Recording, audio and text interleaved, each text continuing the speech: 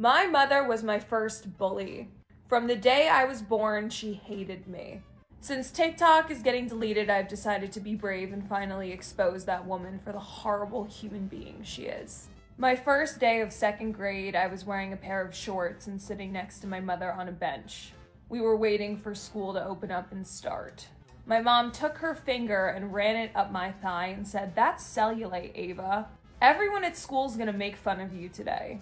A second grader can't have cellulite, but my mom convinced me that I had it anyway, and I was insecure for the rest of the day. She put me on a gum diet. I wasn't allowed to eat real food for like weeks. I showed up to my after-school religious class and fainted. The teachers opened my backpack and found a bunch of sugar-free gum and started asking questions. I was pulled out of religious class shortly after that. I was beaten for not looking the way my mom wanted me to look. Constantly. Every single night I would go to bed with my hands over my ears crying, listening to my mom tell my dad how fat and ugly I was in her bedroom. If I screamed at her to shut up and please stop, I would get hit. I did not grow up having birthdays. The last thing my mom wanted to do was be a parent so she combined my birthday with my brother's. My birthday would consist of my brother and I going to the mall and my grandma buying us back to school clothes. That was our gift. My mom would bring me into Abercrombie Kids and scream and humiliate me and start crying in the dressing room because I didn't fit in the clothes right because I was too big. My mom was 5'2", I'm 5'8". I was bigger than she ever was. I was not an overweight child, I was just a bigger girl.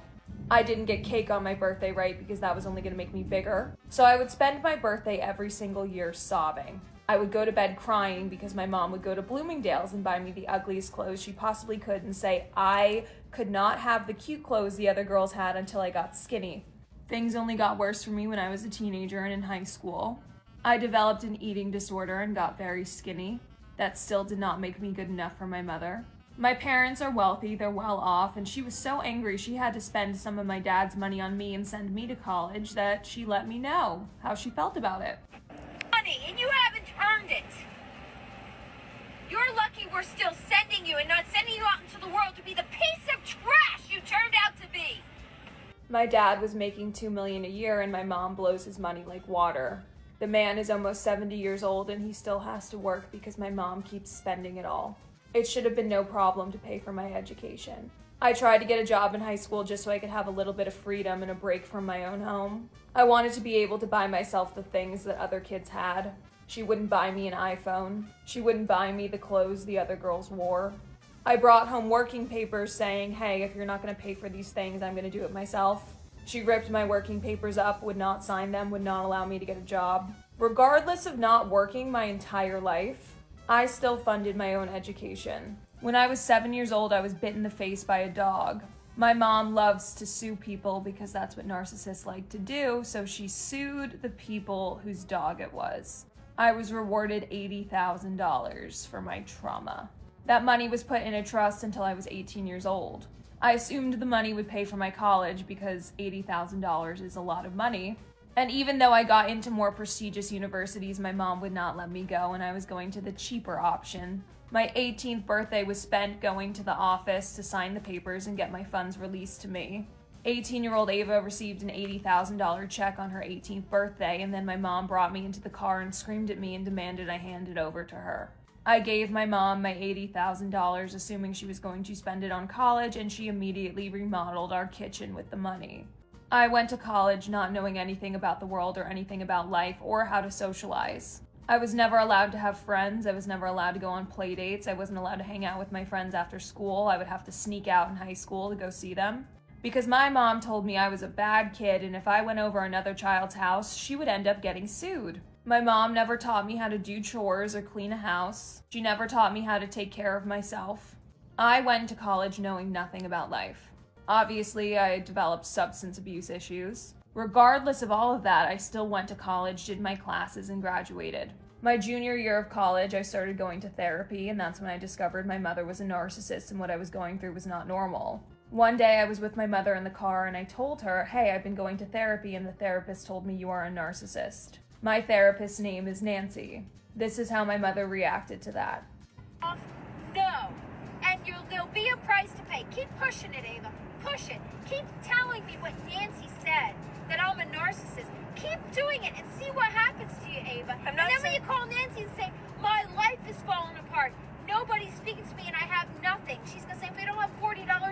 I don't want to talk to you. Cool. Cool. I don't really care.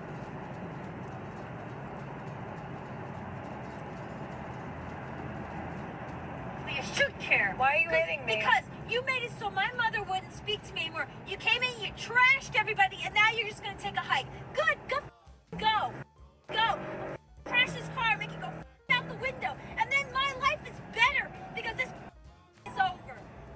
My mother attempted to crash the Porsche that she blew my father's money on while I was in the car to end my life. It was extremely scary. She blamed me for her parents no longer speaking to her, but her parents cut her off.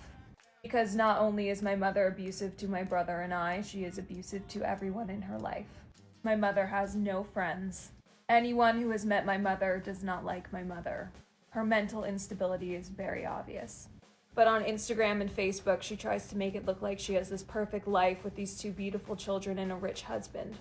Because I was in therapy, I kept questioning and confronting my mother because I finally realized it was not normal, and I was told things like this. Like they deserve to be treated. What are you I talking would do it about? all over again. If you were sitting there, and I wouldn't do it any differently. I'd do it all over again. So you'd beat Never your little smart-ass comments. I used to tell you just like I'm telling you now. So you would beat me again. Yeah, I would. You deserve it. Oh, Right yeah, now. you got a little tap here and there. Big fucking deal. No, it's pretty aggressive. Fucking slapped. The belt and shit. But you get beat up for being overweight. I got beat up for all kinds of stuff. For being because your mom thought you That's were why you overweight. married me. Because I remind. As you can see, my father wasn't much better than my mother. He never once stood up for me. He's manipulative as well. He threw me and my brother under the bus for years, so he wouldn't be the one facing her wrath. To this day, he still says I'm the problem or my brother is the problem. Even though he is almost 70 years old and cannot retire because this woman is blowing through his money like it grows on trees. I recently decided to go no contact with my mother after Christmas, because my mother told my brother and I that we were not allowed to bring our significant others to family holidays anymore. She uninvited my boyfriend because my boyfriend stands up to her a little bit for me. Always in a respectful way, but the fact that he would even question her insanity was enough for her to be done with him. I recently had to unblock her for a day, and it went exactly as you would expect. When I was on the phone with my mother explaining why I was going no contact, she started abusing me. My boyfriend stood up for me in a very respectful manner. He could have been not respectful. So that's what caused all of this. My boyfriend tried telling her the reason your daughter struggled with cleaning her house growing up is because she didn't learn how to. You didn't teach her to. You didn't parent her. Her response to that was, what you really need is a slap and that I terrorize you, grab a bucket and clean, that's what you need. I'm in my mid-20s, and if I lived at home with my mother, she would still be beating me and physically abusing me like she did when I was a child. Susan, if you end up seeing this video, this is who you really are. You were not a good mother, and you are not a good person. You are not the victim. Everything I've described in this video isn't even the tip of the iceberg of what I went through with this woman. Her brother doesn't speak to her, her sister doesn't speak to her. She's in the New Jersey horse industry and no one wants to be associated with her in the horse world. I just want to let any teenager or young girl know, if this is also your mother and you're going through this, it does get better. You are going to make a lot of mistakes because of what you went through. I am not a perfect person by any means, and I have made my fair share of mistakes, and a lot of those mistakes I made very publicly on TikTok, but I am wealthy, I am loved, I am in a good relationship, my boyfriend's family loves me like I'm their own daughter. I got better, and I escaped her. What she did to me doesn't define me, and what your parents do to you doesn't define you either.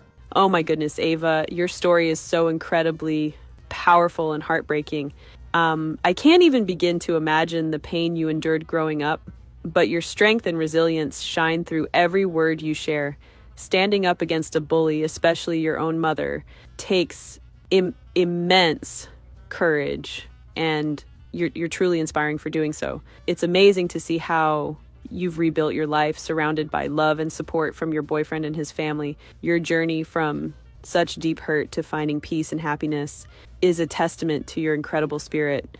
Remember, you are not alone, and your voice can help others who are silently suffering. Keep embracing your strength and the beautiful life you've created for yourself and your children. You deserve all the love, respect, and joy in the world. And it's wonderful to see you thriving despite the odds. Stay strong, keep shining, and know that your story is making a difference. You've got this, Ava, and brighter days are truly ahead for you.